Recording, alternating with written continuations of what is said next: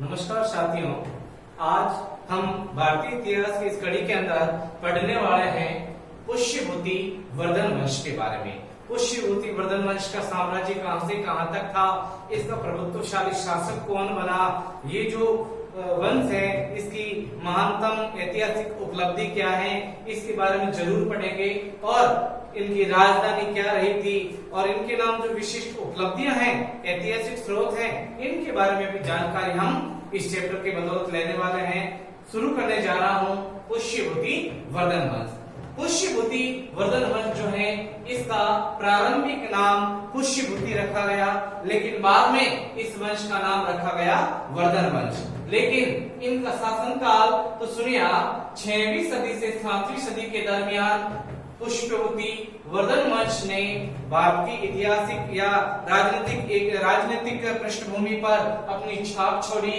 बात करते हैं पुष्यभूति वर्धन वंश जो है इसके शुरुआती क्षणों की, किस प्रकार ये राजवंश निकलकर सामने आया। तो सुनिए आप, गुप्त साम्राज्य के पतन के बाद उत्तरी भारत की राजनीति को हथियाने या फिर साम्राज्य को हथियाने के लिए अनेक शासकीय जातियों ने अपना दमखम दिखाया। इनमें कौन कौन सी जातियां थी, तो सुनिए आप, गुप्त साम्राज्य के पतन के पश्चात उत्तरी भारत में जिन जिन राजवंशों का प्रादुर्भाव हुआ उनमें मौखरी वंश, मैत्रेयी वंश, वर्धन वंश, गौड़ वंश आदि वंश के नाम आते हैं। लेकिन इनमें से जो वंश निकलकर सामने आया है उसे वर्धन वंश के नाम से जाना जाता है। शुरू करने जा रहा हूं वर्धन वंश की डिटेल। तो वर्धन वंश अर्थात पुष्यभूति वर्धन वंश जो है इसका प्रारंभिक शासक जो बताया जाता है उसे पुष्यभूति के नाम से जाना जाता है। पुष्यभूति वर्धन ने इस वंश को स्थापित करके इस वंश का नाम रखा है पुष्यभूति वंश। साथ ही पुष्यभूति ने अपनी राजधानी बनाया है थानेश्वर को। थानेश्वर जिसे स्थानेश्वर के नाम से भी जाना जाता है, जो आधुनिक हरियाणा में स्थित है।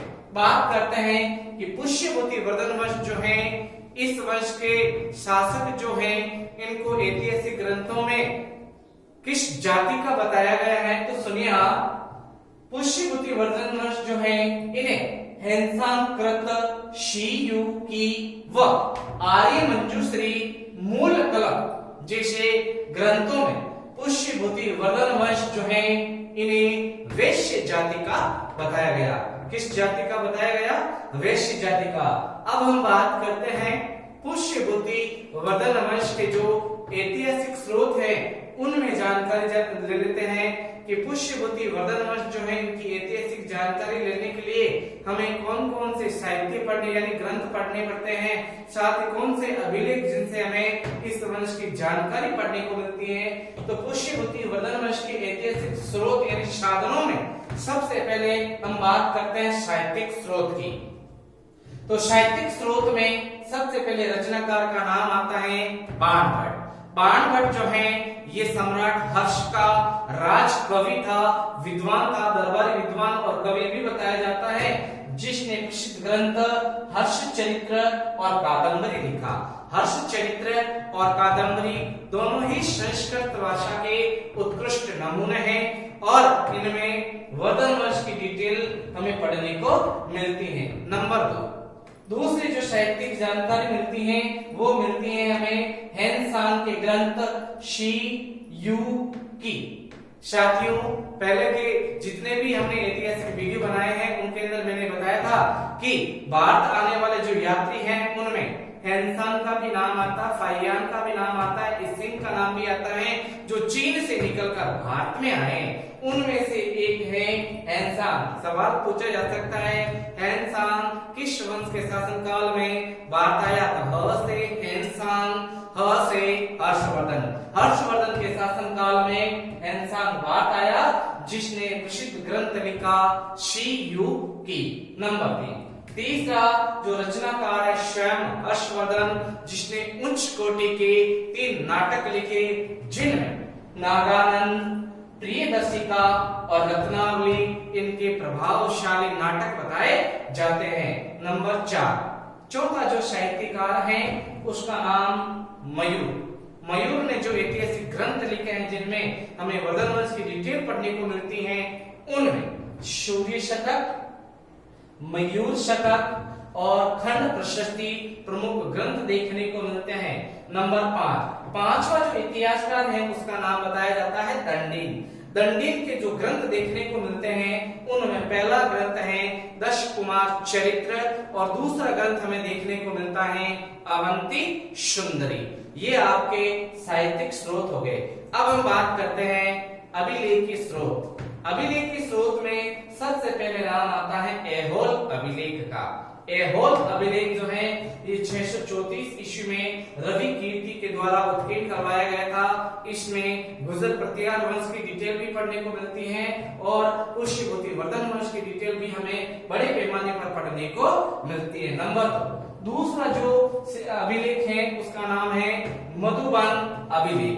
मधुबन अभिलेख कहाँ मिला है तो यूपी के मऊ जिले में स्थित है मधुबन शिलालेख और इसके अंदर हमें सम्राट हर्ष के द्वारा सोमकुंडा ग्राम ब्राह्मणों को दान देने का वर्णन हमें इसमें पढ़ने को मिलता है। नंबर 3, तीसरा जो अभिलेख है उसका नाम है बंसखेड़ा अभिलेख। बंसखेड़ा जो अभिलेख है ये यूपी के शाहपुरा जिले के अंदर स्थित है जिसमें हमें वर्धन वंश की डिटेल पढ़ने को मिलती है।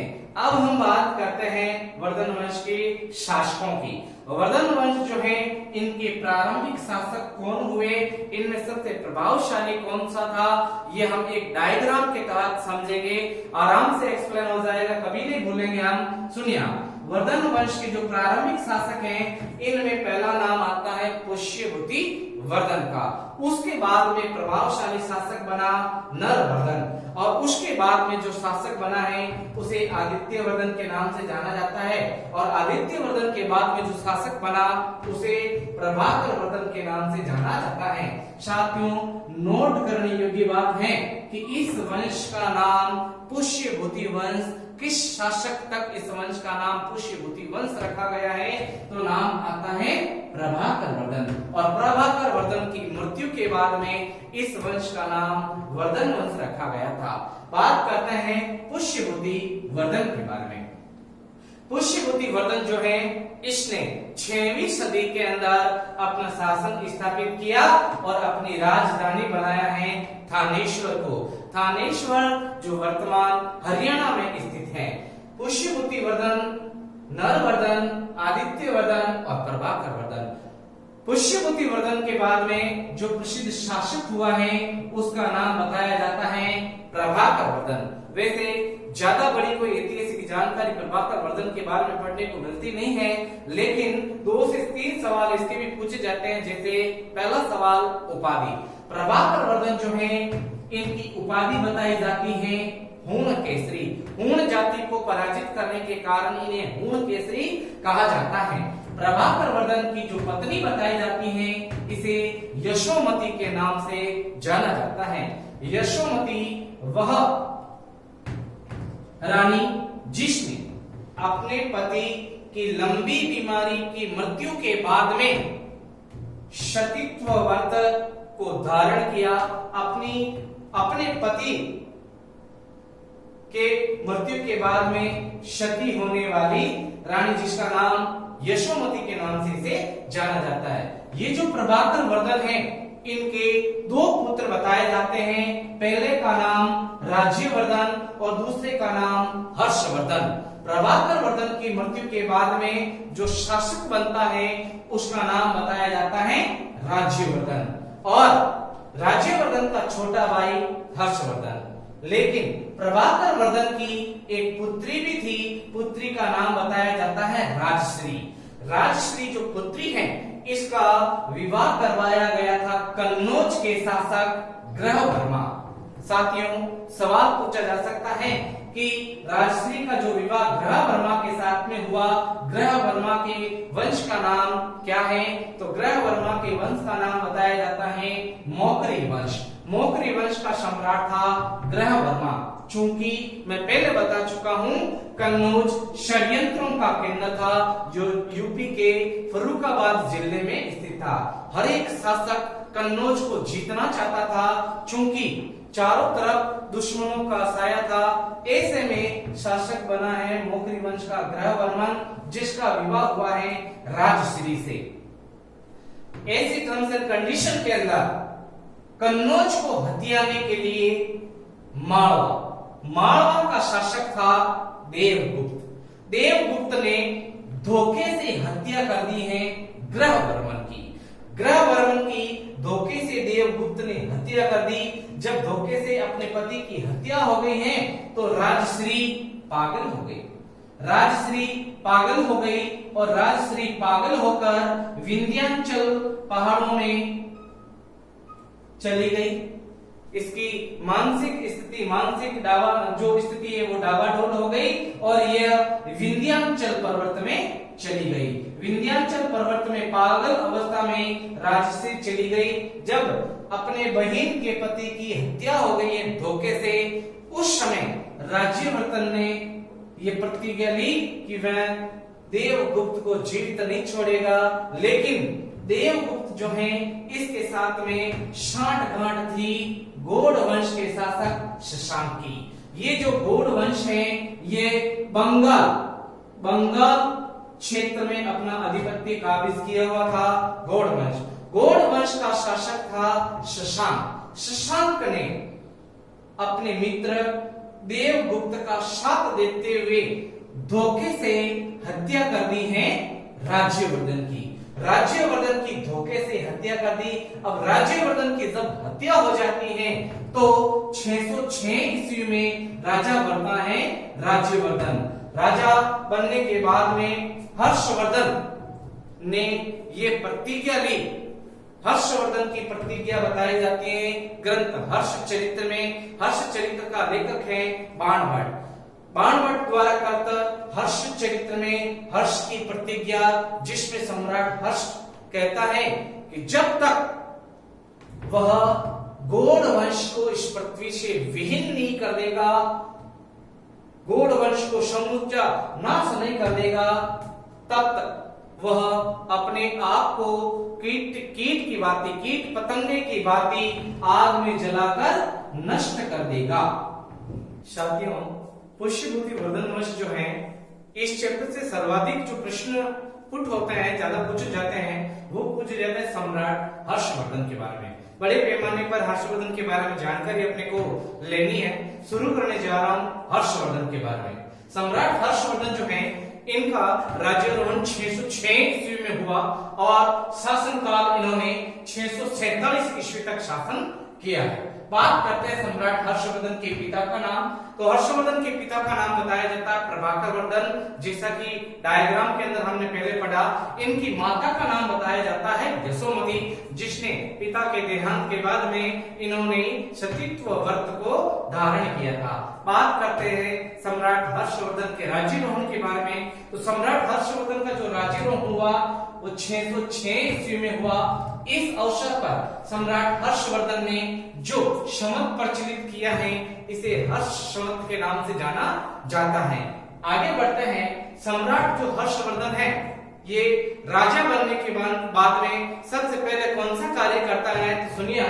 सम्राट हर्षवर्धन शासक बनने के पश्चात कामरूप, जो असम में पड़ता है, कामरूप के शासक भास्कर की मदद व बौद्ध भिक्षु दिवाकर की मदद से सर्वप्रथम अपनी बहन राजश्री को ढूंढा और कन्नौज को अपनी राजधानी बनाया। थानेश्वर से बदलकर अपनी राजधानी कन्नौज लेकर आने वाला शासक वर्धन वंश का सम्राट हर्षवर्धन को बताया जाता है। क्योंकि मैंने पहले बताया, वापस बता देता हूं एक बार। हर्ष की प्रतिज्ञा, हर्ष की प्रतिज्ञा किसमें वर्णित है?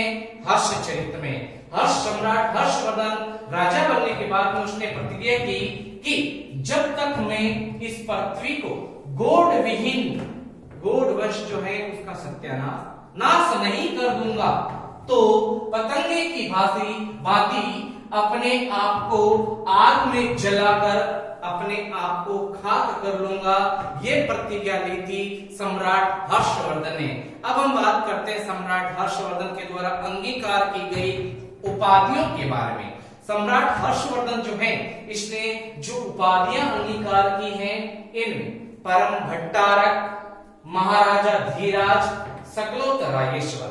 इसका सवाल एक बार पूछा गया है, सकलोतरायेश्वर किसे कहा जाता है? वह शासक जिसने उत्तरी भारत को जीत लिया है, उत्तरी क्षेत्र को जीत लिया है, उसे सकलोतरायेश्वर के नाम से जाना जाता है।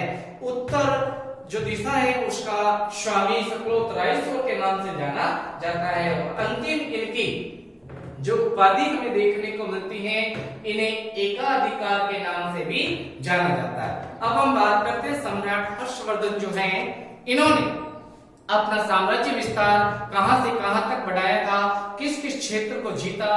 तो सबसे पहले नाम आता है कश्मीर, कश्मीर के बाद में नेपाल, नेपाल के बाद में वल्लभी, वल्लभी के बाद में उड़ीसा, और उड़ीसा से लगाकर मालवा, और मालवा से लगाकर सिंध प्रदेश अर्थात समूचे उत्तर भारत को इसने अपने साम्राज्य का हिस्सा बनाया।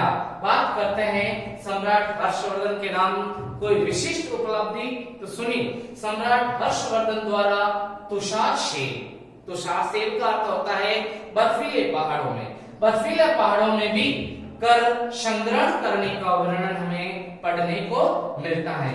अब हम बात करते हैं सम्राट हर्षवर्धन जिनके द्वारा जो युद्ध किया गया, प्रसिद्ध युद्ध कौन सा किया है, सुनिए। सम्राट हर्षवर्धन द्वारा जो युद्ध किया गया है उसे नर्मदा नदी का युद्ध के नाम से जाना जाता है, जो नर्मदा नदी के तट पर लड़ा गया 634 ईस्वी। इस युद्ध में हर्षवर्धन का सामना हुआ पुलकेशिन द्वितीय। पुलकेशिन द्वितीय ने इस युद्ध के अंदर सम्राट हर्षवर्धन को हरा दिया, पराजित कर दिया और इस युद्ध को जीत लिया। अब हम बात करते हैं कि सम्राट हर्षवर्धन जो है, इसके अधीनस्थ शासकों ने जो उपाधियां अंगीकार की हैं वो कौन कौन सी हैं।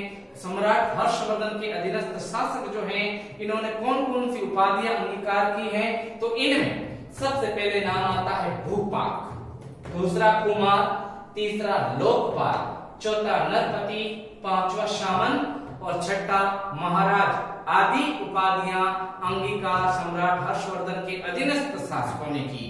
अब हम बात करते हैं सम्राट हर्षवर्धन की साहित्यिक रचनाएं। सम्राट हर्षवर्धन ने 3 नाटक रचे, उत्कृष्ट नाटक थे। इसके कारण सम्राट हर्षवर्धन को गीत गोविंद के लेखक जयदेव ने इसे काव्य का हर्ष की उपमा दी है। गीत गोविंद के लेखक जयदेव ने इन्हें काव्य का हर्ष कहा है। इनके जो 3 नाटक रचे गए हैं, इन पहला जो नाटक है वो है प्रियदर्शिका। प्रियदर्शिका जो नाटक है, इसमें वत्स नरेश उदयन व अंग देश की राजकुमारी प्रियदर्शिका के प्रेम गाथा का वर्णन हमें प्रियदर्शिका नाटक में देखने को मिलता है। नंबर 2, दूसरा नाटक लिखा रत्नावली। रत्नावली की जो रचना है सम्राट हर्ष द्वारा जो की गई, इसमें वत्स नरेश उदयन व श्रीलंका की राजकुमारी रत्नावली की प्रेम गाथा का जो वर्णन है वह रत्नावली में वर्णित किया गया। नंबर 3, तीसरी जो रचना है सम्राट हर्षवर्धन की वह है नागानंद। नागानंद में क्या पढ़ने को मिलता है, यह किस विषय के बेस पर बना है नाटक, तो सुनिए।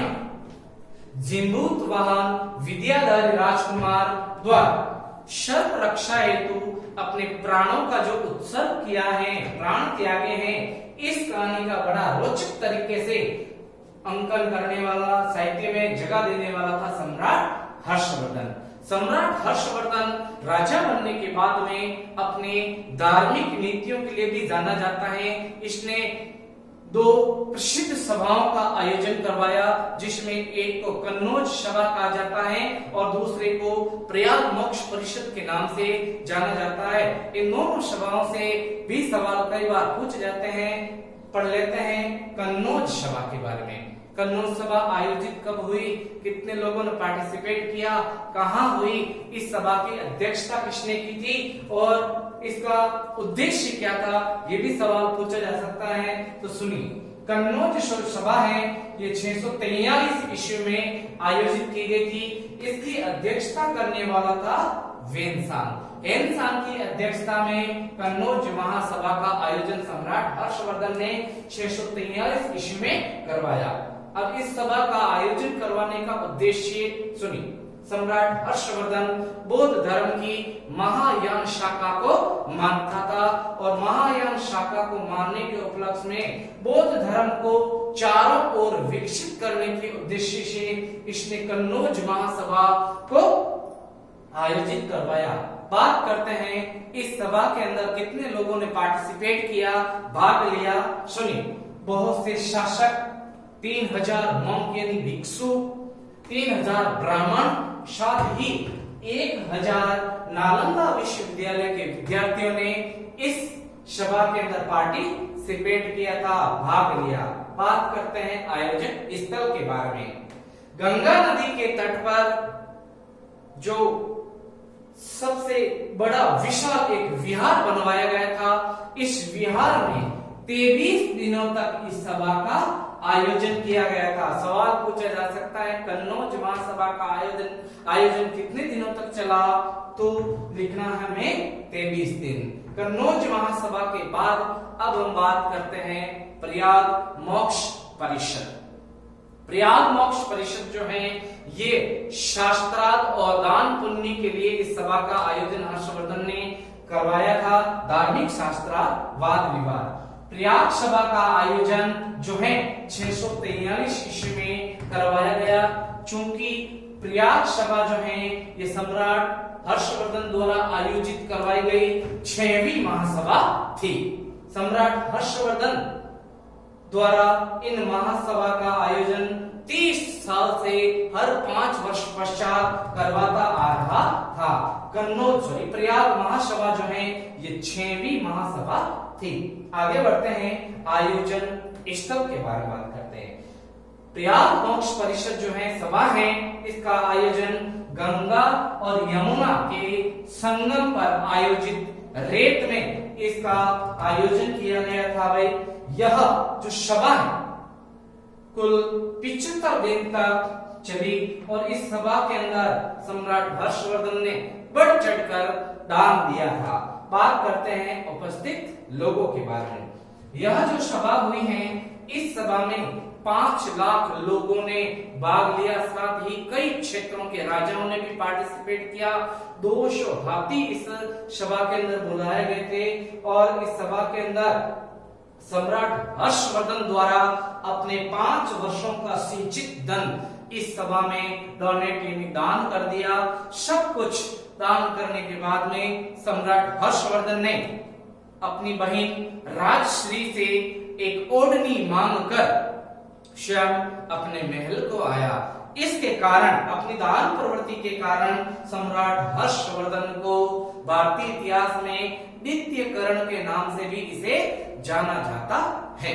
साथियों, अब हम बात कर लेते हैं हर्षवर्धन कालीन जो पुलिस प्रशासन था, इसके बारे में बात कर लेते हैं। लेकिन यहाँ पर हम एक चीज छोड़ रहे हैं कि हर्षकालीन जो विभागाध्यक्ष या फिर मंत्री जो हैं, ये आपके बिल्कुल मिलते जुलते हैं। जैसे मौर्य कालीन है, गुप्त कालीन है या गुजर प्रतिहार कालीन, इन सब का मिलान आपके हर्षवर्धन कालीन ये आपके विभागाध्यक्षों से मिलता जुलता है। इसलिए बार बार रिपीट करने से कोई वो मिलने वाला नहीं। बात कर लेते हैं हर्षकालीन पुलिस प्रशासन के बारे में। तो पुलिस प्रशासन के अंदर सबसे पहले बात करते हैं हम दंडी के बारे में। दंडी का अर्थ होता है वह पुलिस कर्मचारी जो साथ में डंडा रखता हो, उसे दंडी कहा जाता है।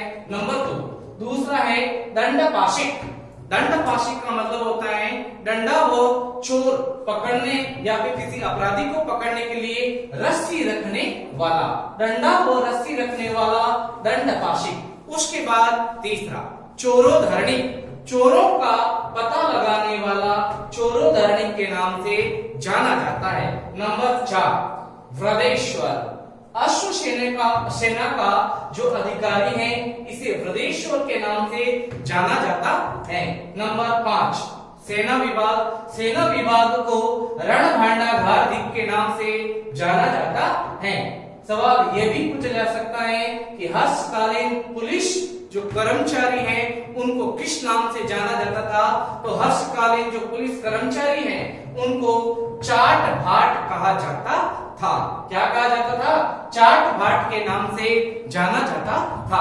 विद्यार्थियों, अब हम बात कर लेते हैं हर्षकालीन जो इनकम होती थी राजस्व के रूप में या कर के रूप में, उसके बारे में बात कर लेते हैं। कौन कौन से कर लगाए जाते थे, इनकम कितना सुनिश्चित की गई थी ये कर के माध्यम से जो ली जाती थी। तो इसमें सबसे पहले नाम आता है बाघ जो है एक भू राजस्व कर था जो नियत था 1/6वां भाग। कुल जो प्रोडक्शन है उसका 1/6वां वो भाग है, वो भाग कहलाता था। नंबर 2 बलि जो कर लिया जाता था वो धर्म के मामले में लिया जाने वाला कर था जिसे धार्मिक कर की श्रेणी में रखा जाता था। नंबर 3 तीसरा जो कर का रूप है वह हिरण्य का मतलब होता है कोई भी व्यक्ति अगर नकद राशि के रूप में कर देता था उसे हिरण्य कहा जाता था। अगर नकद राशि की जगह वह अन्न या अन्य सामग्री देता था उसे मेल के नाम से जाना जाता था। अब इनके अलावा जो अन्य कर थे जो राजस्व बढ़ाते थे उनको तुल्यपेय, भूतपात और धान्य कर के नाम से जाना जाता है।